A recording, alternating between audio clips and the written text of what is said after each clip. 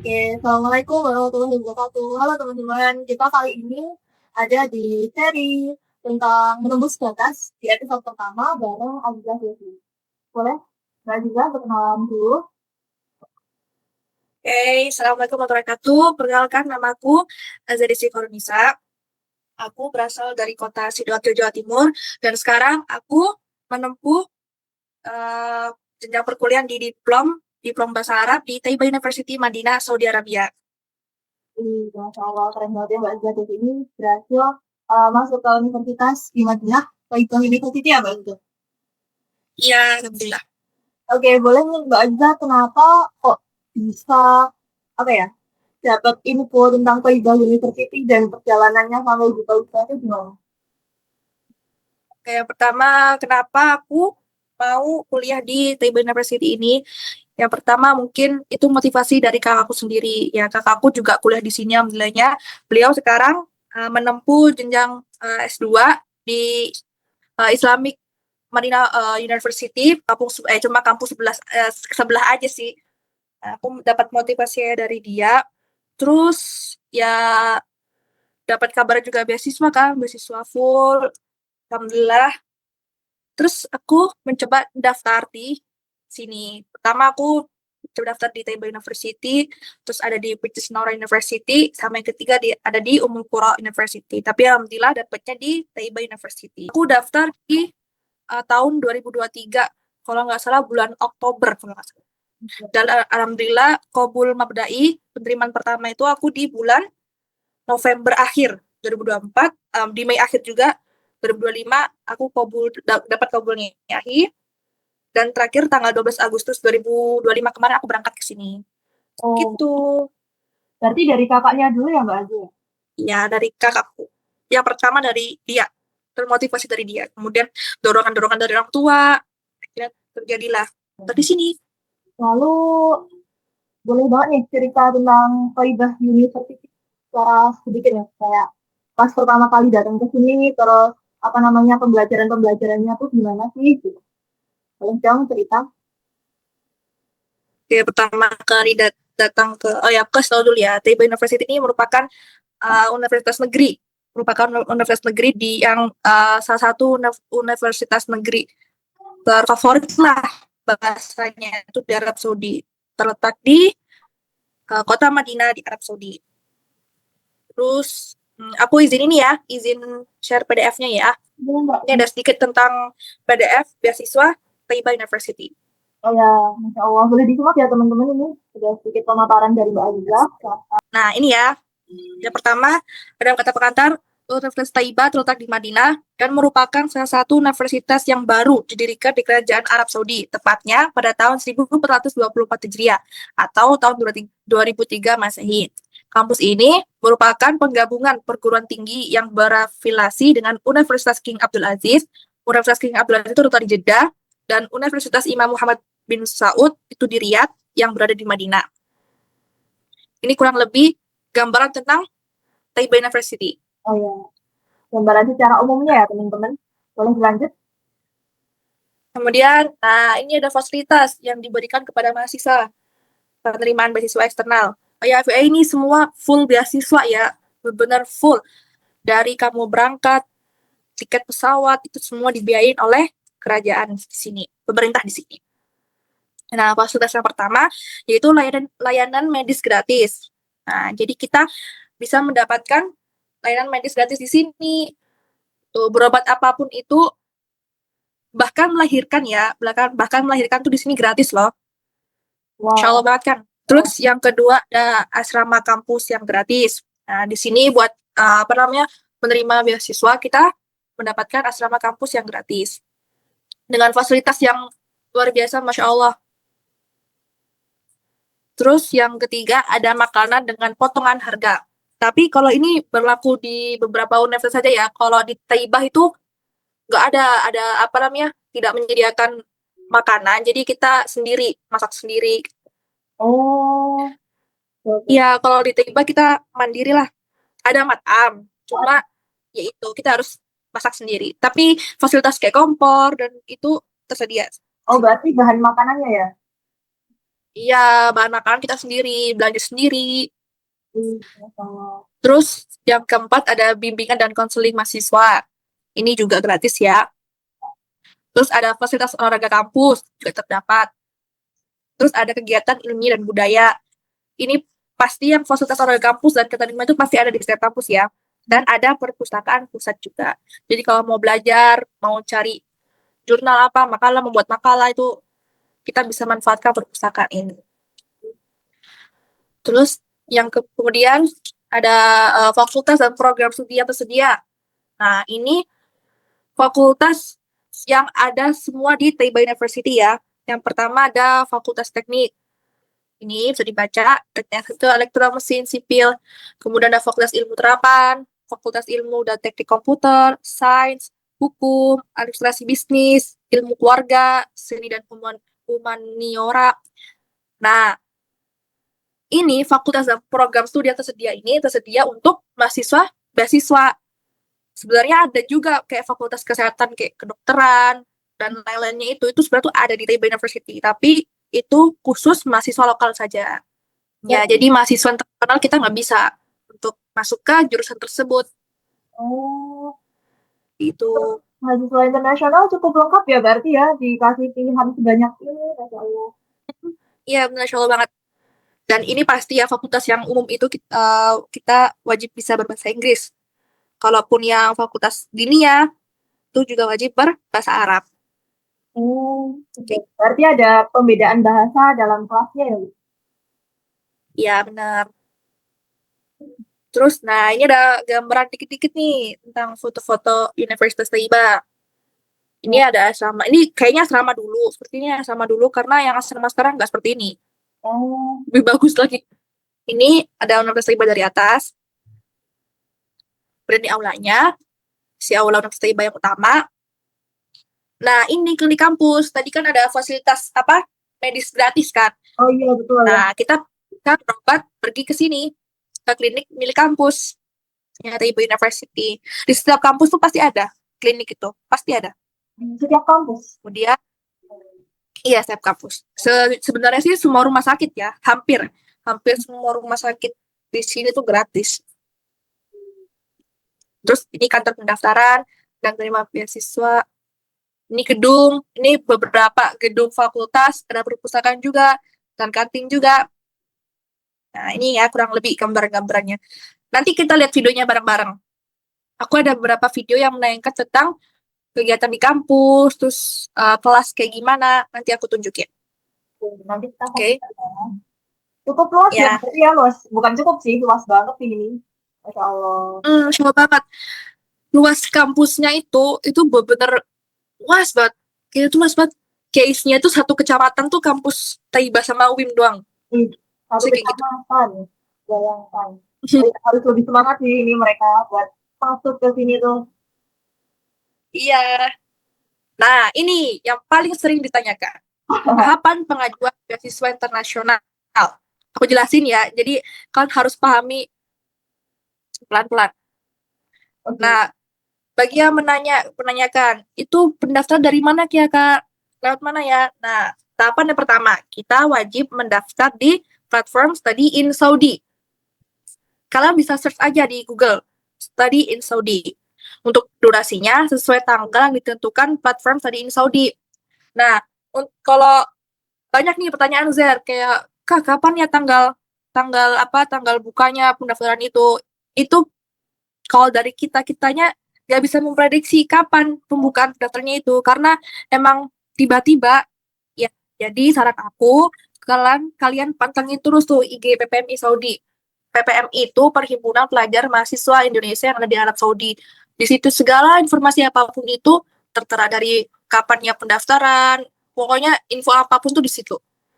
Kayak gitu. Oh, dicatat ya. Tempat tempat Ya, pendaftarannya cuma satu ya ini berarti ya di platform Studi in Saudi. ya, di satu platform itu Study in Saudi. Oke, boleh dilanjut. Oke. Kita geser ke tahapan kedua, yaitu pemeriksaan dan tadi surat pendaftaran.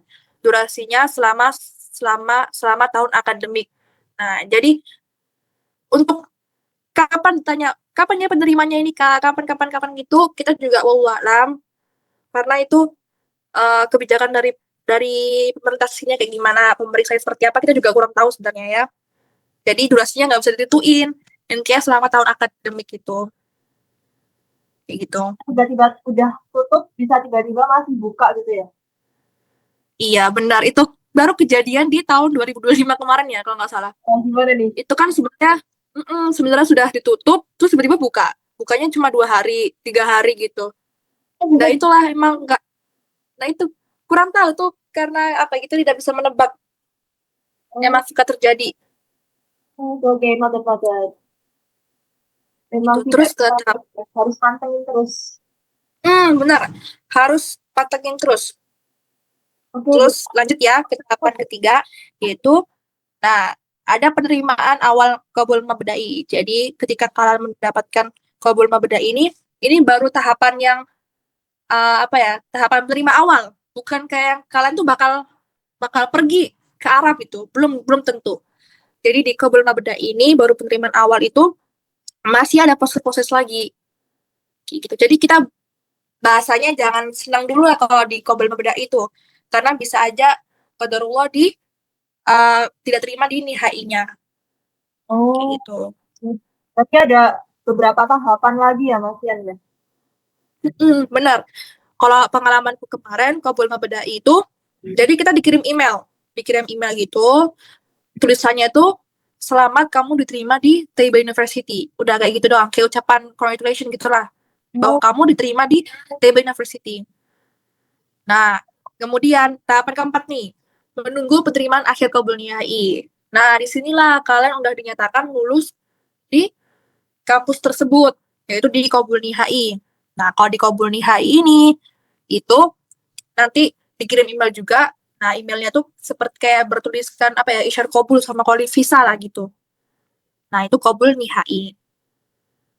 Terus yang kelima, ada pemberitahuan penerimaan akhir kabul nihai yang disertai dengan, nah ini, di kabul nihai itu ada apa aja? Yang pertama ada konfirmasi keinginan studi, memperbarui foto paspor, dan menentukan semester kedatangan. Terus yang kedua, melengkapi persyaratan-persyaratan untuk mendapatkan visa. Nah, durasinya setelah pendaftar mendapat pemberitahuan kabul nihai melalui website dan email. Nah, disinilah final kita diterima itu di kabul nihai ini. Jadi kita dapat isyarat kabul, terus kita dapat calling visa. Seperti itu. berarti yang terakhir nih yang kabul nihai yang menentukan kita udah Iya, apa belum? finalnya di sini di kabul nihai itu. Kalau kabul mabda itu masih awal lah, masih awal. Jadi masih ada tahapan, masih ada proses lagi gitu. Terus yang keenam, mendapatkan visa. Nah, nanti setelah kita mendapatkan calling visa itu, kita pergi mengurus visa tersebut. Nah, barulah kita mendapatkan visa itu. Durasinya sebulan atau 2 bulan sebelum keberangkatan. Terus, tahapan ketujuh ini melampirkan foto visa dan meminta tiket keberangkatan. Nah, setelah semua berkas kita urus, nanti setelah kabulnya itu, nanti ada beberapa berkas yang diminta oleh kampus. Nah, salah satunya tuh visa itu tadi. Ada visa, dan medical check up, paspor, dan lain-lainnya. Nanti dihubungin lewat email kok. Terus setelah kita upload berkas itu, kita upload lewat email ke email kampus, nah, barulah tiket itu turun. Nah, kan dan ini kan dan minta tiket keberangkatan. Barulah tiket itu turun. Kemudian kalau ada tiket turun kita berangkat deh. Tahapan terakhir kedatangan dan penerbitan nomor mahasiswa. Nah, pas kita sudah sampai di kampusnya nih, itu juga kita melakukan beberapa kali pemberkasan juga. Seperti kita kumpulin isyarat kabul itu, terus calling visa, terus nanti kita isi formulir, kita nanti mau di jurusan apa, seperti itu. Terus barulah kita nunggu penerbitan nomor mahasiswa, baru kita masuk kelas. Kayak gitu kurang lebihnya. Berarti ini upload berkas yang sebelum dapat visa itu lewat ini juga ya? Email juga ya? Iya, lewat email. Jadi kita pemberkasan terakhir kan ya? Oh, Ya, pemberkasan terakhir setelah kabul nihai itu kita kirimkan lewat email. Jadi sesuai permintaan kampusnya, mau disuruh melampirin apa, kayak gitu. Seperti itu.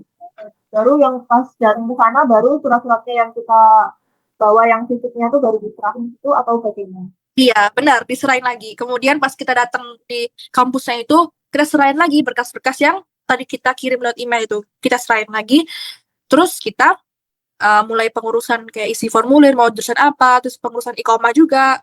Pengurusan iqomah itu juga yang apa, yang mengurus itu dari kampus semua.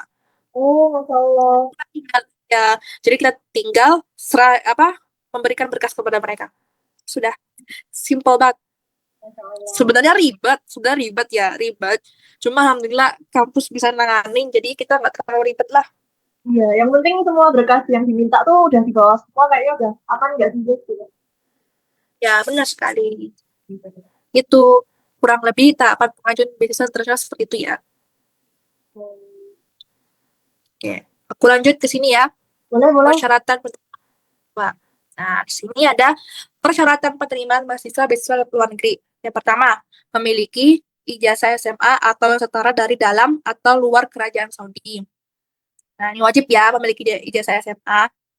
Untuk nilainya, sebenarnya nilai itu tidak menjadi patokan ya, kita diterimanya apa enggaknya. Karena tidak menjamin kalau nilai kamu bagus, bisa aja kamu bisa nggak keterima gitu. Tapi kalau emang mau cari amannya itu 90, nilai 90 ke atas tuh insya Allah udah aman. Terus yang kedua, tidak lebih dari 5 tahun telah berlalu sejak memperoleh sertifikat sekolah menengah atau derajat. Jadi umur ijazahnya tuh nggak lebih dari 5 tahun ya. Terus yang ketiga, siswa seharusnya tidak memperoleh beasiswa lain dari salah satu lembaga pendidikan di kerajaan Saudi.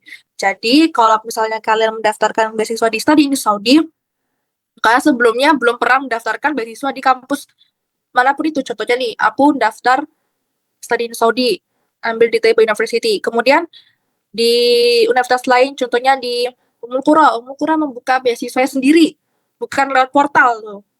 Nah, itu nggak bisa. Jadi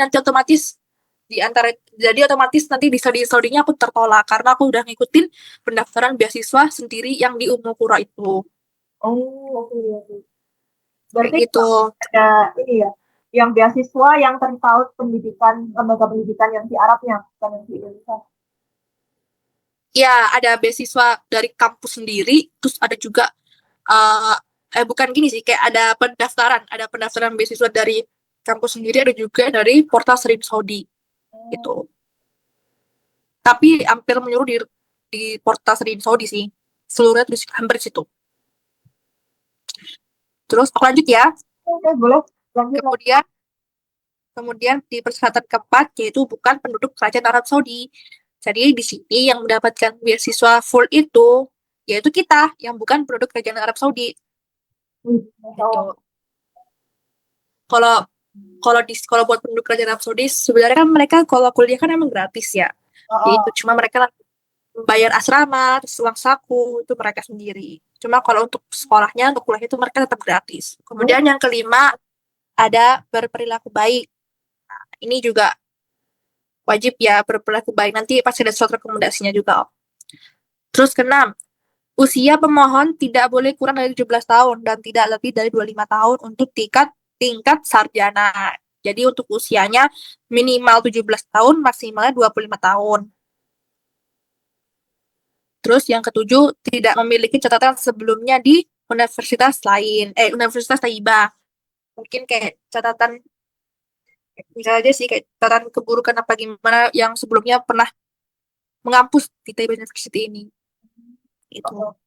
Terus yang kedelapan, tidak akan diberhentikan dari universitas lain karena alasan disiplin. Nah, kalau dari riwayat DO gitu dari kampus lain, nah itu yang jadi penghambatnya. Terus yang kesembilan, itu membuktikan kebenaran sertifikat dan surat identifikasi dari pihak berwenang dan berkompetenan di negara pemohon. Nah, ini dia semua yang kita upload itu harus real, harus terlegalisir kayak gitu bahasanya. Terus yang ke-10, pemohon harus lulus pemeriksaan kesehatan yang ditentukan oleh peraturan dan instruksi dan dianggap sehat secara medis. Jadi nanti ada seperti kayak medical check up. Nah, itu nanti medical check up-nya dari kampus nanti. Kamu medical check up ini, gitu. Nah, itu semua nanti instruksi dari kampus, kita tinggal jalani. Masuk Terus kampus ya berarti? Atau iya dari tapi kalau kalau buat di medical check up di awal tuh pendaftaran tuh medical check up yang biasa aja. hmm, Kayak cuma apa kamu sehat apa enggak gitu. Nah, tapi kalau udah di tahap kamu diterima, nanti itu kan kita ngumpulin lagi medical check up. Nah, itu medical check up yang lengkap itu nanti di waktu kita kabul nih HI itu gitu. Dari tes HIV dan lain-lain itu semua ada di situ nanti. Kemudian melampirkan sertifikat keterangan bebas dari kriminal di negaranya, itu SKCK. Nah, SKCK ini kalau buat kalau buat daftar itu mungkin bisa ya SKCK dalam negeri. Dan tapi nanti kalau udah di Kabulniha itu harus harus luar negeri. Itu baru itu sih kemarin waktu di angkatanku ini di tahunku itu. Nah, itu SKCK-nya harus ke luar negeri. Studi ke luar negeri gitu. Jadi mungkin saran aku bisa ngurus SKCK-nya tujuannya studi ke luar negeri. Dipakai buat pendaftaran di awal dan itu nanti pasti berguna buat pendaftaran setelah kabul nihai itu. Bukan pendaftaran, setelah kabul nihai itu. hmm, Itu tujuannya studi ke luar negeri. berarti emang udah yang khusus Terus, boleh insaf khusus mm-mm, gitu ya? benar, ya langsung ke luar negeri gitu, bukan yang dalam negeri. Nah, seperti itu. Terus yang ke-12, memenuhi persyaratan yang ditetapkan dan diumumkan oleh Dewan Universitas waktu pendaftaran. Nah, ini kita harus memenuhi persyaratan-persyaratan tersebut. Kalau kita udah sampai tuh di kampusnya, nah nanti kita wajib ngurus berkas lagi. Nah, itu sesuai yang diumumkan oleh universitasnya masing-masing. Terus, yang ke-13, untuk masuk ke jurusan kiroat, pendaftar harus hafal Quran dan lulus tes lisan untuk itu. Itu untuk jurusan kiroat ya. Kalau untuk hafalannya, kalau dengar-dengar sih, itu katanya sih emang harus 30 juz. Tapi Allah alam seperti itu. Nah, terus yang ke-14 ini, nah untuk masuk ke fakultas teoritis, takhusus adabi, siswa perlu terbiasa dengan bahasa Arab. Bahasanya kayaknya loh, fakultas yang dinia. Oh, fakultas yang dini ya? Yang Ya, itu kayak di Rosat Islamia, tafsir. Nah, itu harus bisa berbahasa Arab. Seperti itu.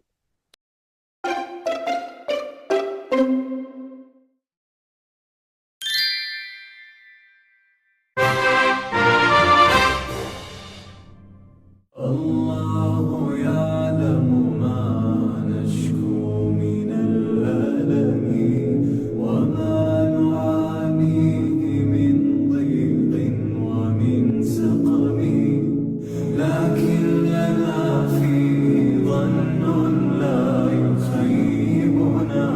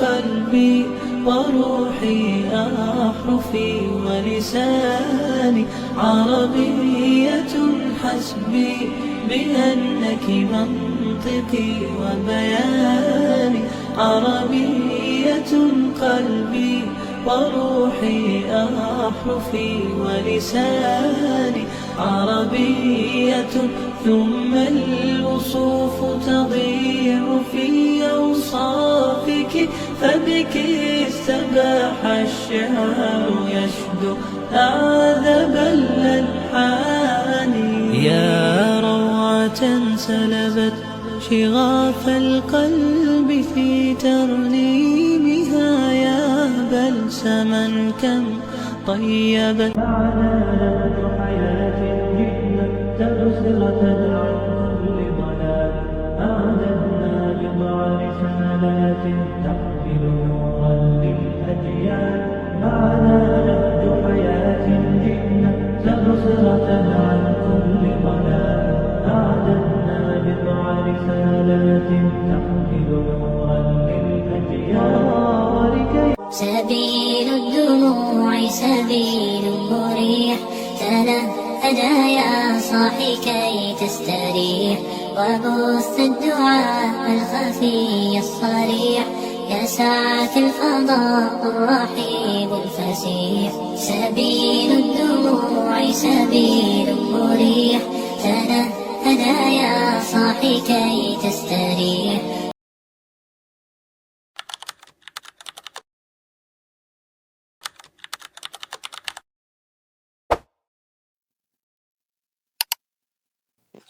Oke, pesan dari aku sebagai penutup ya. Banyak dari kita berpikir bahwa untuk bisa lolos ke beasiswa itu kita harus menjadi orang yang paling pintar, paling siap, atau paling sempurna, ya kan? Padahal seringkali yang Allah butuhkan dari kita tuh bukan kesempurnaan, tapi keberanian. Kadang jalan besar dalam hidup tidak mulai dari rencana yang rumit, tapi dari 3 hal yang sederhana. Yang pertama niat, yang kedua doa yang tulus, dan yang ketiga yaitu 1 keberanian untuk mencoba. Itu saja. Gak perlu menunggu merasa siap sepenuhnya, karena seringkali kesiapan justru lahir setelah kita melangkah. Kalau hari ini kalian masih ragu, masih takut gagal, masih merasa kurang, ingatlah, tidak ada usaha yang sia-sia di hadapan Allah. Setiap formulir yang kalian isi, setiap dokumen yang kalian siapkan, setiap doa yang kalian panjatkan, semuanya itu sedang disusun menjadi bagian dari masa depan kalian. Dan jika nanti kalian belum lolos di satu jalan, jangan langsung menyimpulkan bahwa mimpi kalian itu berakhir. Bisa jadi Allah sedang menunda, bukan menolaknya. Bisa jadi juga Allah sedang mempersiapkan kalian untuk tempat yang lebih baik, waktu yang lebih tepat, dan versi diri kalian yang lebih kuat. Jadi pesan dari aku, kalian cukup melakukan 3 hal itu aja. Niat, doa, dan berani. Insya Allah akan mempermudah semuanya. Amin. Semangat untuk pejuang beasiswa Study in Saudi.